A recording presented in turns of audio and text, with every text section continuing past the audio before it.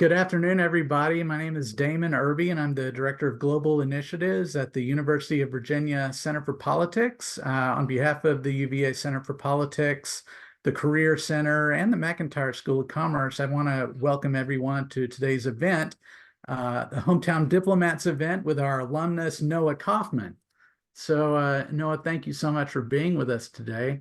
Noah Kaufman is a systems accountant and project manager in the Bureau of the Comptroller and Global Financial Services at the U.S. Department of State.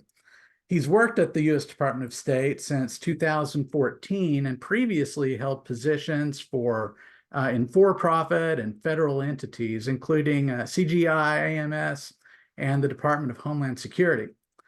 He has more than 2 decades of experience in federal financial management, and he is also the government-wide Momentum User Group chair. Noah has also worked as an adjunct professor at the UVA School of Continuing Education and UMUC. Most importantly, Noah received a bachelor's degree at the University of Virginia Comm School and minored in religious studies. At UVA, Noah was a member of UVA's wrestling team for 4 years and lived on the lawn. He has coached wrestling since graduating from UVA for numerous teams, youth teams, and high school level as well. He also holds an MBA from the Robert H. Smith School of Business at the University of Maryland in College Park. So he has a CPA, a CGFM, and a CGMA. So, no, I just want to thank you so much for joining us today and giving us your time and expertise and a little bit of advice to our students. So, welcome, and thanks for joining us. Thank you so much for having me, and welcome everybody on Zoom. So we're going to go ahead and start out with a video from State Department. Hopefully this video, I think it will work. Yes, it will work. That's why testing is great.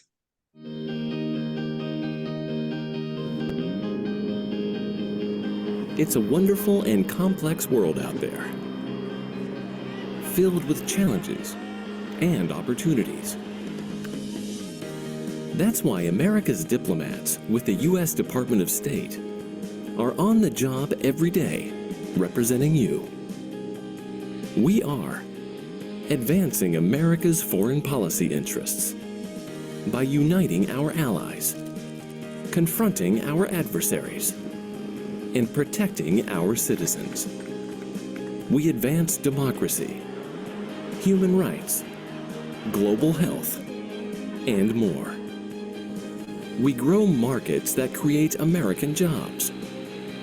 We are America's first federal agency, and we're in 190 countries at over 270 U.S. embassies and consulates, serving you. We are the United States Department of State.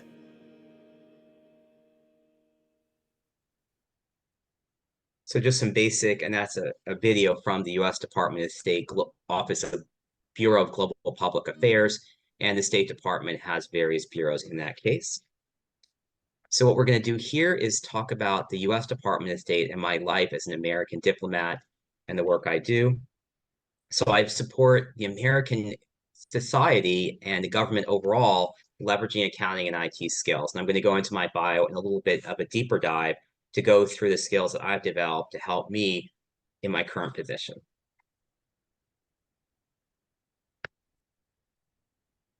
So State Department, we have a lot of different types of employees. Obviously, I think a lot of people are aware of the Foreign Service officers at the U.S. Department of State. It's a pretty common, I can't say common job, it's very well known. These people work in situations where they need to travel and move every couple of years, often in 2-year tours all over the world. These jobs are, to be very open about it, up or out. In other words, you have to get promoted, otherwise you have to leave. So there's some stringency in that case. It's very competitive. You have to fill the test and oral exam and other options to get into this opportunity. There are other ways to get into Foreign Service as well. There are other opportunities at the U.S. Department of State as well. Civil service, which is what I do, is much different.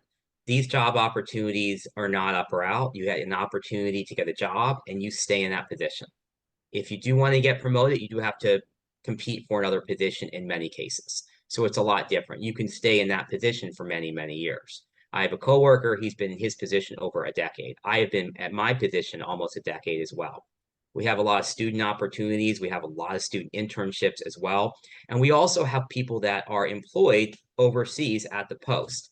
So in that situation, they're not exactly US employees, but they have other responsibilities overseas. So that's 4 of the types of positions we have. For you as students, you would probably be most interested, I would surmise, at the Foreign Service, civil service opportunities, and obviously your student internship and fellows. So there's a lot of great reasons to work at State Department. We do a lot of work to help protect American people, such as our Diplomat Security Group that helps protect people all over the world.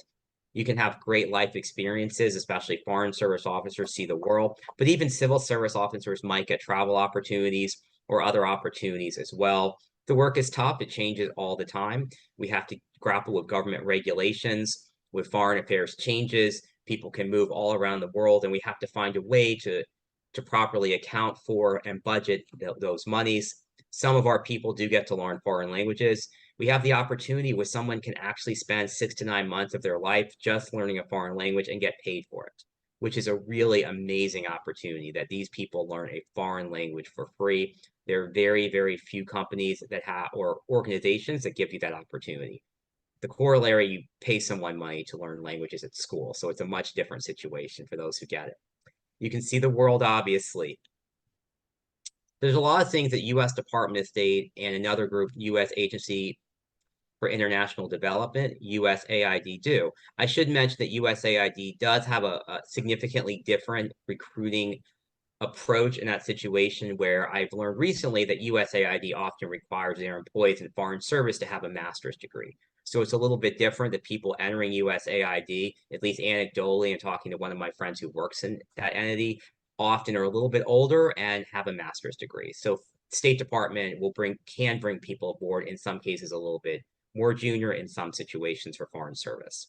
So of course, we help people, citizens abroad. If you're overseas, you lost your passport, you have an issue, our Bureau of Consular Affairs can be really helpful in that situation. We do a lot of work to help increase global trade, and that can help create American jobs. We help to create democracy and foster it, enhance it all over the world.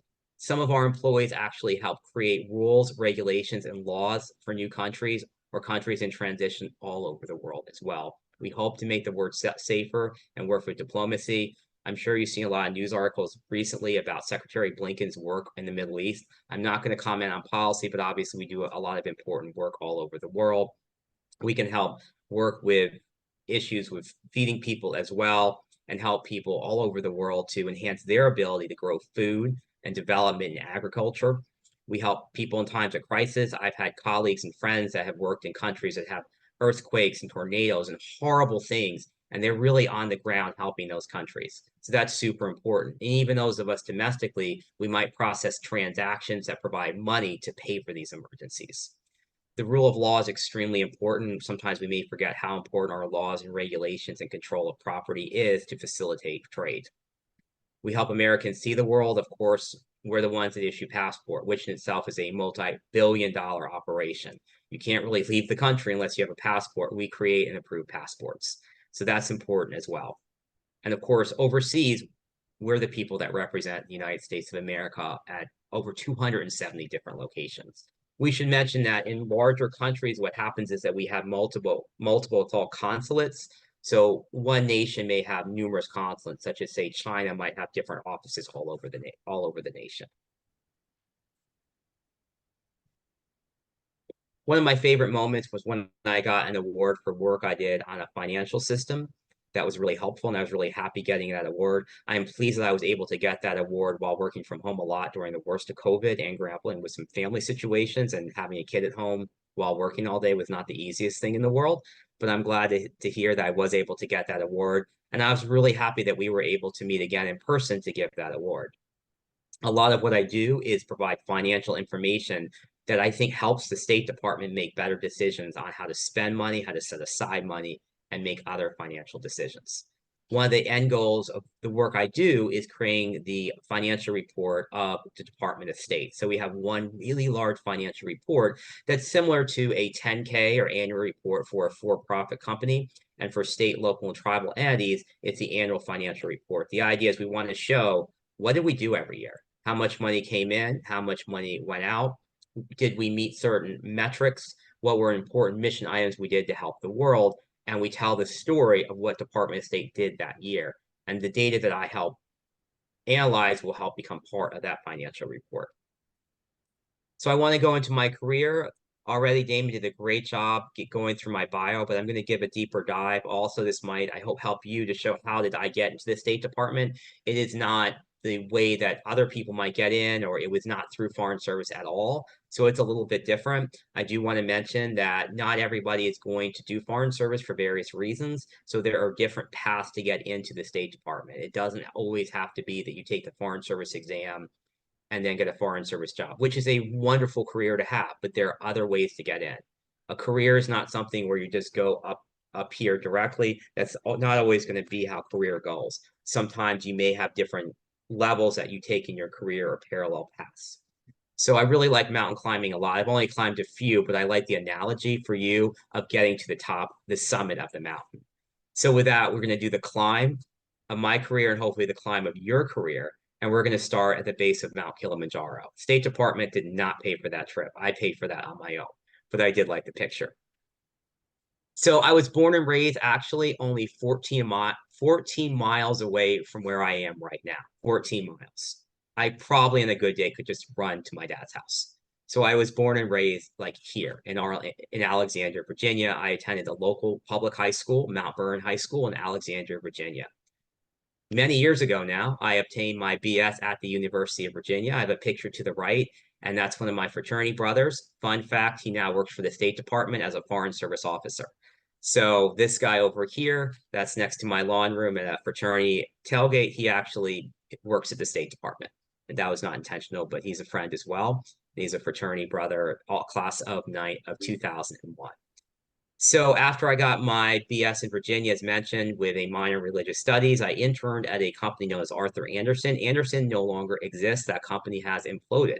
It's a long story and outside the scope of this, but there was significant issues with concerns the U.S. federal government had about Andersen's audit, and ultimately Andersen was unable to keep its clients and went under. I was lucky that I left Andersen in May 2001. Andersen effectively was mostly decimated 6 months afterwards. I did not know that was going to happen at all, but it wasn't the best assignment for me, and I was very lucky that I left when I did, frankly. I think the moral to you in your career, you never know when things are going to change. The company for whom you work today may not be there a year from now. There's always going to be companies that come and companies that are going. Well, I think about companies 20, 30 years ago, many of them, they don't exist. I can't predict the future, but it's important to be nimble and understand that things will change. Not every job opportunity will stay there. I got my MBA while working full-time at the Robert H. Smith School of Business at the University of Maryland. I had a couple credentials that I thought were very helpful in my career. I earned a certified public accountant in 1999, right after graduating college. I took a CPA review course. It was difficult, but helpful. I then got a couple other credentials, such as a certified government financial manager. That was a really helpful credential to just learn more about federal financial management. Just studying for the exam was really helpful. It was frankly not nearly as hard as a CPA, but it is a challenging exam. For those that want to do federal financial management, it's a really good certification. I got another certification in 2012. After leaving public accounting, I went into the Board of Governors of the Federal Reserve Board. Then that wasn't the best fit for me. So then what's really key in my career is an opportunity I had was at a company that was formerly known as American Management Systems. And that company did federal financial management systems. So a system is a way that somebody inputs data about money we provide to another federal agency, setting aside money to pay for goods or services. So let's say we're paying IBM to buy various supplies or provide services, or we pay Accenture or whomever. It's a system where someone enters the data or comes in automatically and ultimately creates financial data, which is the financial statement. So I like to say it's a combination of all the glamour of IT and all the excitement of accounting. But in all seriousness, it's a good opportunity that mixes the two fields together, where one needs to have both IT ability and accounting ability. So at the CGI, my first client was the U.S. Department of State. And I worked there about 4.5 years in State Annex 15 in Roslyn, Virginia, in Arlington County. And I really, really liked the opportunity. But when you do consulting, you can only stay at a client in many cases so long. At some point, they don't need as many people. And I went to a couple other clients, including EPA. So after that, I wanted to get back into the federal sphere. So I got an opportunity at Homeland Security's U.S. Citizenship and Immigration Services, where I did work on financial policy, I did work on financial systems, and I did work on travel systems. Then I went over to U.S. Agency for Global Media, which was Broadcasting Board of Governors. Basically, that's well known today, really, as the owner of Voice of America, providing content in radio, TV, and internet, and other items to teach people about American music, about news in places that don't have proper news all over the world, such as in Russia, in Iran, and many other countries all over the world. So I worked there as an accountant as well. Then that was not the best fit for a variety of reasons, and I want an opportunity somewhere else. One great thing about the federal government is there's lots and lots of opportunities. So I was able in that situation to get an opportunity at Homeland Security's Coast Guard as a civilian. It was a really good opportunity. I'm still in touch with my old boss. But actually, as I was leaving one job, I saw an opportunity at the U.S. Department of State in State Annex 15 in the 4th floor, the same place where I'd worked for 6 years earlier. This is where I would say for you, the work you do is the most important interview you're ever going to have. If someone feels that you're a good employee, that you do good work, you have a good opportunity of working for that person again. Not just the happy hour, not just what you say, not social media, which are all fine, but the tacit work you do is so important.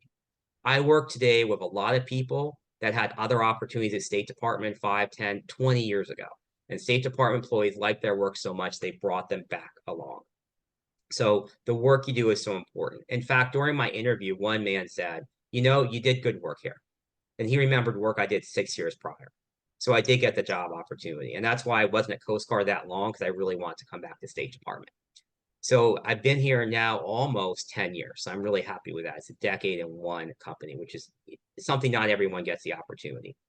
So I got the opportunity as well to speak, including at what was the Association of Government Accountants. So you see the picture with the sunset, that's in Anaheim, California. So I was really lucky to get that opportunity to speak. I also spoke at a non-for-profit conference and leveraged some of my work. And you see the panel there with some other people. I was able to speak all day about accounting topics and had an opportunity to speak in a studio near Dallas, Texas. And I spoke with some senior executives about various fields in business ethics, financial systems, and accounting. And it was an all-day opportunity in a studio. So that was really neat. The other pictures are a personal trip that I paid for myself to Iceland, personal trip to Budapest, Paraguay, Argentina, and Brazil on the upper right, and a trip to Hawaii and a trip to visit my mother at the time in Miami. So a couple personal trips.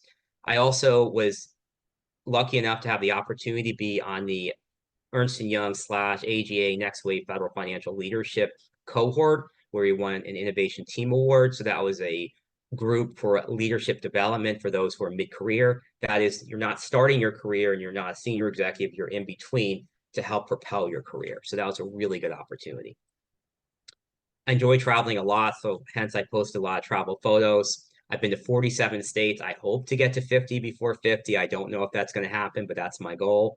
I hope to get to 7 continents by 70. That's a little bit more challenging, frankly.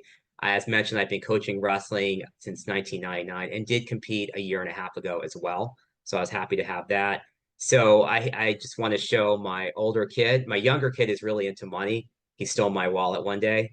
Actually, I don't think he knew, but it was such a good picture, I have to say. It was great. And I also have this 2 kids over here. I had a meeting with a business partner one day and they all were red. So that was actually accidentally. So I was happy about that. And I actually visited a coworker in going to New Hampshire.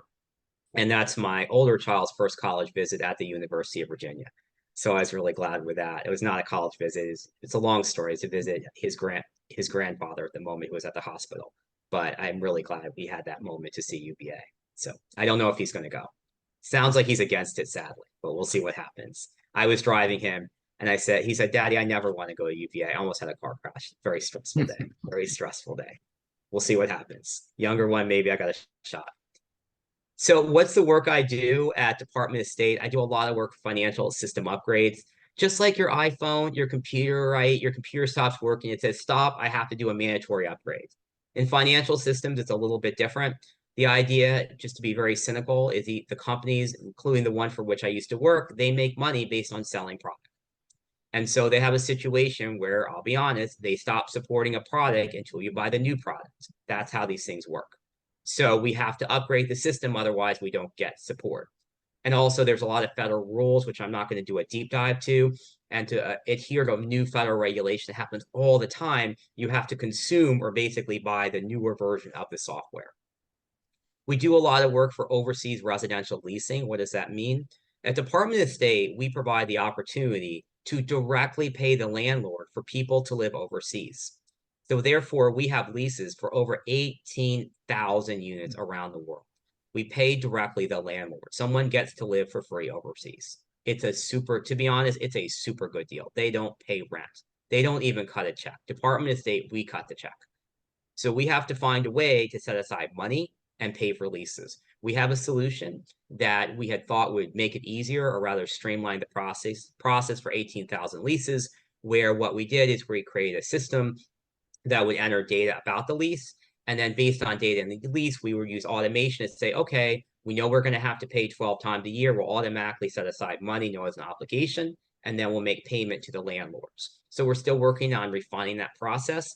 There's also rules that basically require agencies to set aside money if we lease an asset for at least 2 years approximately. It's a very complicated accounting rule to make sure we have more transparency. State, local, tribal, for-profit, and nonprofit entities all have to follow this rule. Federal has to follow this rule this year. So we're also doing some work to automate the process to basically show I have a lease for 5 years. That's sort of like having an asset that I own, but also a liability I have to pay to a landlord.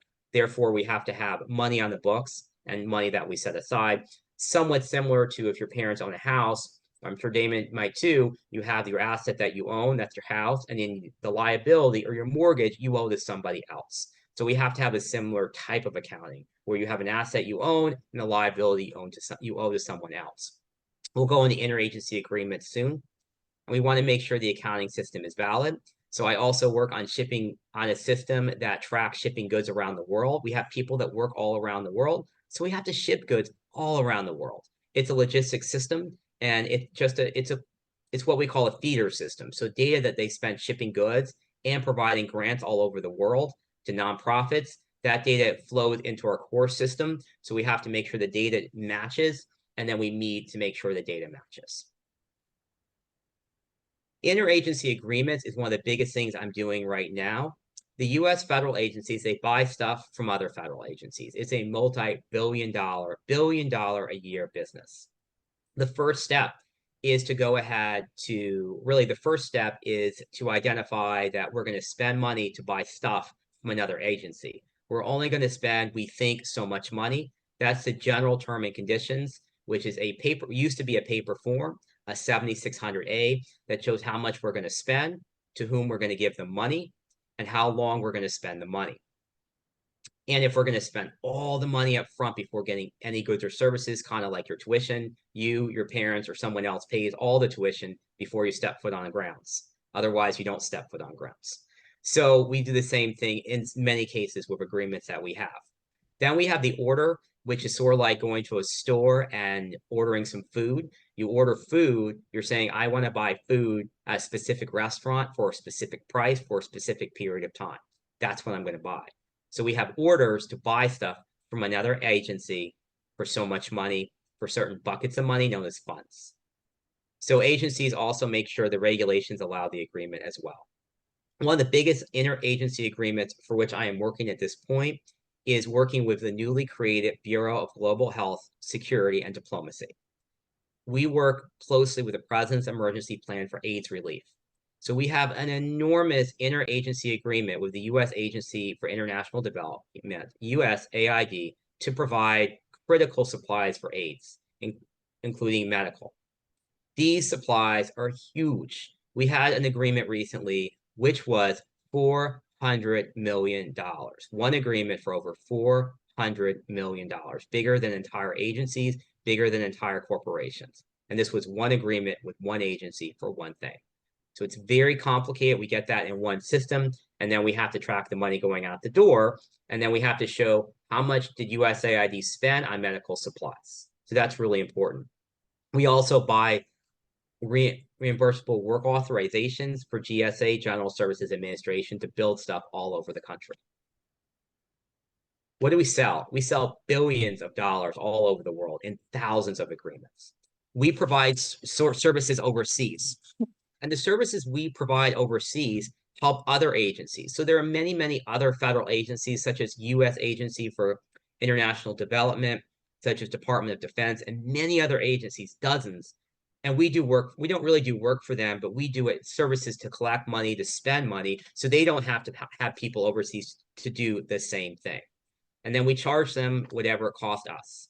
And then so we charge other agencies to do many things all over the world. Language training. We provide language training. We talked about it a little bit earlier, that some people have the opportunity to sit in a classroom for a few months, learn a foreign language, and they still get paid, and they also get other health and other benefits. We provide that language training to many other federal agencies, such as U.S. Agency for International Development, Department of Commerce. They have an international group. So in the civil service, we have civil service. We also have foreign service officers. Some of them do not work for the State Department. They work for Commerce. Some of them work for United States Department of Agriculture as well. So we provide language services for many groups as well, and we charge a lot of money to provide that service. Obviously, we do a lot of translation services for many agencies as well within our Bureau of Administration. We process, create, and provide translation for hundreds of international agreements every year. We also issue special passports for other agencies as well. If they want to send someone overseas and they have that great opportunity, we have to have a special diplomatic passport, and we charge another agency money to do that. And I've worked on another agency that had people with great opportunities to travel overseas. I would caveat, if you get a travel opportunity in your career, I don't call them travel authorizations, I call them opportunity, because you get to go somewhere else. If you ever get that chance ever, you should be happy and be grateful that you get to go. I know packing's a lot. It can be hard. My last trip, I didn't get home till like 1 a.m. It was all worth it. So you should just be really happy if you ever get them. You may never travel for your career. You may travel once. I don't know what opportunities are going to be there. But just realize it's great because you get to have, frankly, a flight. You stay in a hotel that someone else pays for. You get food that someone else pays for. It's honestly a good deal. And you shouldn't do it because it's a good deal. You'll get in trouble with that. But if you get a travel opportunity because you need to travel, because it's important, it's really great. So I just want to mention, and there's so much work the agencies do to provide that travel opportunity. So going back to the government invoicing system known as G-invoicing. So the government invoicing system in that case is a system where one agency approves an interagency agreement with another in the same shared system. This system actually won an award across the entire federal government for the most innovative system in 2023 or so. So we have one system that works together to basically say, I'm going to buy stuff from you. Someone literally clicks a button and says, yes, I approve. The other agency clicks a button and says, yep, I approve. That's how it can work in the same system, so that when they spend money, we see it in the same shared system, instead of literally having a paper form or a PDF, which can be very, very, very difficult. Agencies often, their data does not match, and they're off by billions of dollars because we can't track what one agency said the other agency owed them, and they don't match. So G-invoicing is trying to fix that issue and grapple with that problem. G-invoicing has already been required since the financial year, which started October 1, over a year ago. So the idea is you have one system where both agencies agree on the general terms and conditions, and then the order in the same system. Department of State has already been requiring this across the Department of State outside of some exemption, or rather things that we don't require now known as deferrals. The goal is to make it easier so people can do other mission critical work with their time and to have more accurate and transparent data. So right now I'm helping a lot of people using the G-invoicing system and the core financial system, our global financial management system. And I think I'm helpful in doing that because I've been working on GFMS for over a decade. So I have some experience that's really helpful. So if we go back and we're going to go back to, we help people overseas, we go to step.state.gov to get alerts. For example, I heard recently somebody went to Jamaica. Someone else said, "Oh my gosh, that sounds really dangerous." I figured, I know, we had a travel alert about Jamaica. Doesn't mean you can't go, but it's dangerous. We issue the travel alerts. If you have an emergency, we go there. Travel.state.gov is a super helpful site. If you travel overseas, you need to come to us to get your passport and your US visa as well for someone else. If there's challenges with children, we can work on that as well. So we have some good sites here. We have state.gov, very simple for publicly available information. We have a career statement. We have the @state.gov and other groups as well. You can take the survey at any point later. And we also want to know who works here. We have Foreign Service specialists, and they might work on security, financial systems, or other items. We have certain limited terms. So in the federal sphere, and you want to pay really close attention to that if you want a federal job, there's different lengths of periods of time. Mine is, I hate to say permanent, but it could be permanent if I do well. I don't go anywhere. I stay here. Some jobs are temporary. They only last so long. In your career, that could be helpful, as maybe you want to move on to something else, but be aware when the job ends, it ends. You have to leave. You have to go somewhere else, regardless of how you do. Some other federal agencies, they have 5-year terms, which seems like a lot, but when the 5 years is over, you have to go somewhere else. So just be very careful about that based on whatever needs you have, or if you have a family at that point, whatever needs other people in your family also have. So something to consider. We also have generalists as well. And within the civil service, if we think about State Department as a multi-billion-dollar company with tens of thousands of employees, we have to do the same thing that for-profits do as well. Obviously, foreign affairs, someone's got to bring people in the door and hire them, stipulate rules, regulations, so HR, analyze how we're spending money. We have to buy stuff around the world. That's our Bureau of Acquisitions, or really Bureau of Administration Acquisitions group. We have to budget money. We have legal counsel as well. We have consular affairs, which does a lot of passports. We have global public affairs. This is actually what I'm doing now, is global public affairs.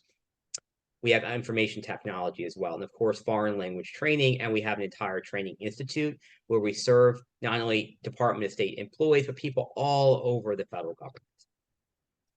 There's a lot of ways to get in the State Department. Again, Foreign Service is a great way, but there's lots of items here. Colin Powell, who died a few years ago, there's a special leadership program through him. There's international affairs programs. You can do a Pathways internship.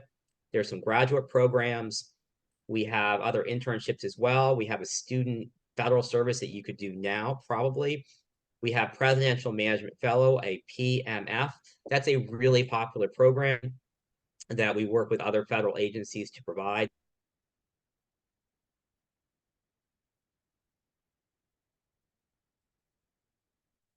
Noah, we've lost your volume. We can't hear you, or at least I can't hear you. Can you hear me now? Yes. Okay, thank you. Okay, my internet. It's going in and out a little. Can you hear me now? Yes. Okay, great. Thank you. We lost you again. Maybe it's when you lean back. Can you hear me now? Yes. Yes. Okay. So the Presidential Management Fellows Program, PMF, is a great program. I highly recommend you apply. Full disclosure, I got rejected from the PMF program over a decade ago, and I still got a job here. So just be aware that if that doesn't work for you, that's okay. So there's different ways of getting in. Some people I've known who started at PMF, they got outstanding opportunities later in their career. So it can lead really well to great jobs. But if you can't, that's okay. We also have STEM in other ways. So there's different ways. Even though it's not in the slide deck, it's also something that sometimes people go from civil service and they go to foreign service. One of my colleagues did that. He did a 1-year tour in a country in Africa, and the country had a coup. He had to flee. Him and his wife and his kid had to flee in the middle of his term. It was very traumatic. He still loved foreign service, and he's joined the foreign service regardless to all those challenges. I've had colleagues do that. They usually don't have to evacuate. But it does show that people can come in as a civil servant and then they can move in to being foreign service, which sometimes is a little bit simpler to get. That doesn't guarantee you get either, but there are different ways of getting a job at the State Department. I should mention some people do military service and serve our nation, and then they join the foreign service. So there's a lot of different ways to come in. You could join this foreign service most points of your life, even in your 50s. There is a limit on how old you can be in the foreign service, so that's something to consider. You have a long way to go. But there's different ways of joining the foreign service as well. It doesn't have to be right now, next year, or even 10 years from now. And frankly, even though we don't show this, a lot of people are contractors in the State Department. They hopefully do work at a good level, and then they come over directly, or they do another federal job. They gain abilities somewhere else, and then they join, which is what I did, join from another federal agency. So we have a lot of different ways of getting in. But these are probably really important because they're pathways you can do now in your career that you may not have this opportunity later in your career. So I would definitely look at these as ways to get into the Department of State. We can't guarantee anything. I will mention it's in State Department, and I'm proud to say most of the federal government, it's not who you know. It is your skills and your ability and your knowledge and your ability to interview well. That's what will get you a job. So knowing people, I'd really focus on your knowledge and what you do and the strength of your resume and your ability to interview well. I had mentioned this, Damon, before, but I'd highly recommend this day and age, there are very, very, very, very few remote only jobs. It's a small percentage, less than 10%. They're extraordinarily competitive. The jobs that I've noted lately for the State Department that I have posted on my LinkedIn page, and you can LinkedIn with me, it's great. What I've noticed is those jobs were not remote. They were hybrid jobs that required you to work in person. So I do want to recommend, not just for State Department, but for any job you want to have, is be flexible. Realize that some jobs will be, there's a small percentage that are fully remote. A lot of jobs now are hybrid, and some are 100% in person. To help you in your career to move up, to get opportunities, I would be flexible. I would really be flexible. I wouldn't say that I'm just going to work in this location or remote. I'd say you work anywhere you can, any opportunity that comes that you can see opening, get whatever job is there. So just be opening to in-person jobs. I would say at State Department, some of these jobs you really do need to be in person at times. So just be flexible, and I would definitely be aware of that. That this day and age, most jobs will require you to be in person several days a week on the days often they tell you to be there. So that flexibility is important for you to be flexible for the job, and the job might be flexible for you. State Department's been really flexible for me. As you see, I've been able to coach wrestling and effectively be part of a family, raise my 2 kids. My father's elderly, so I help him sometimes. So I've been able to do hopefully a lot to help others, and State Department's given me that opportunity, and I am grateful for that as well. So in that case, I know that we have about 5 or 10 minutes for questions. So realize we don't have a large group, but it's all great to see all of you. So I'd like to know if you have any questions. Great. Yeah, let's start with our students if we have a student question. So I actually had a quick question about you just recently spoke about the internship programs, and you said how your experience can be an interview itself, and I'm sure that applies with internships too, like your past experiences. But I just was wondering if what kind of skills does the Department of State kind of look out for with the interns and even like new graduate employees, like freshly undergrad, like off of undergrad. So just what kind of skills, what kind of experience, maybe some majors, just something like that, just to narrow down what they're looking for. That's a great question. I think each internship is going to be a lot different. Each bureau has different needs. You're going to have some groups within data that now we do some data scientists. So technical skills would be helpful, the ability to learn, strong writing skills, verbal communication skills. I can't really speak to every single internship skill that we're going to have. And I would be unfair if I said you have to have this major, you have to have that major, because I don't frankly interview for internships. I have interviewed candidates for job opportunities, within the last 2 years. They were for some higher level jobs that we wanted very specific skills in federal financial management. I would mention, I will not name names in this case, to be thorough in your application and avoid typos. I'm not going to name names. I know of a candidate that had an opportunity of getting a job that would have likely paid this person, I won't say gender either, to make this even more nebulous, $150,000 a year. She did not get this person did not get the job. This person did not get the job. So I have heard of similar situations as well. So this is more global. Your resume is really, really, really important. People are still going to be really focused on typos. And why? It's easy to find a typo. Frankly, it's easy to find a typo. You do spell check, you see the typo, and one could say, oh, they made a typo. And using proper English grammar, proper language when you're interviewing. That's more global upon any job you ever do. Do people get the jobs with typos on their resume? Sometimes they do, but it could hurt somebody in the long run. So again, I'm not naming names, but it is really important that you have that experience. And I think being able to leverage what you're doing. And I'm going to take a step back. When I mentioned that internships, every internship you do is an interview, that doesn't mean that you experience you had there. It means literally if you work well while interning, that person might help you later in your career. And they may say, gosh, Elizabeth, not you per se, but Elizabeth, you did such great work here. I'm going to give you a job because for 2 months, you really proved that you're good in your job. You prove that. I know somebody, it's been a while, but people don't change sometimes.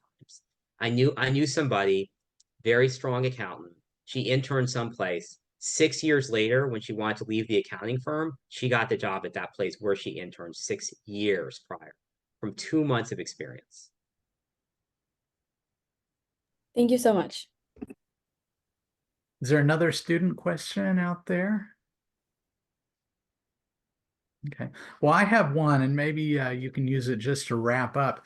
I'm just curious if you came to UVA knowing that this was kind of the field you were interested in, if you knowing that you were interested in finance, but also international affairs, and did you was there a particular class or event or club or anything like that at UVA that really kind of pointed you in the direction of your career?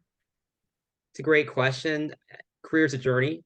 This was not, my goal was honestly not to do federal service initially. Back then I'm not young, in the 90s, the economy was booming and the big money was in publicly traded big companies, consulting and accounting firms. Federal government, we honestly, even though my dad worked in the federal government, we didn't look upon it honestly that well. So it really wasn't what I wanted to do. I did take an international business class. I don't know if it really prepared me. I think what was helpful at UVA looking back was I wrote for a student newspaper. I don't know if it's still there, called The Advocate. And I think having better writing skills was helpful because a lot of what I do, even though I'm an accountant, is writing and speaking. So that skill was helpful. My classes were somewhat helpful getting me ready for the CPA. UVA did a really good job in making sure I took all the right courses so I could sit for the exam. The CPA has been super helpful in my career. Very, very helpful.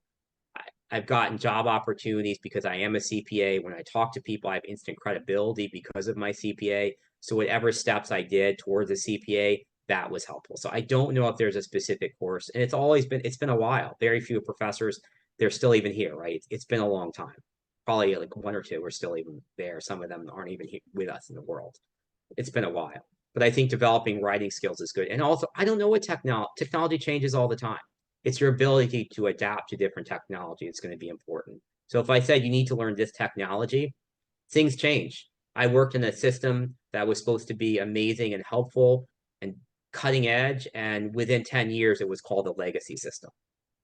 I've worked on systems that were called legacy in 3 years. In 3 years, what we did that was supposed to be this major improvement was a legacy system.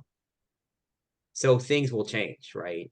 Things will change all the time. What was great technology is really not so good. Well, my phone used to be, I thought, really cool. And then 6 years later, people are laughing at it and saying, oh, that's an old phone. So you think about your phones, right? Things are going to change. You have to be able to. The biggest thing my dad would always say, like, your ability to adapt is one of the smartest things you have.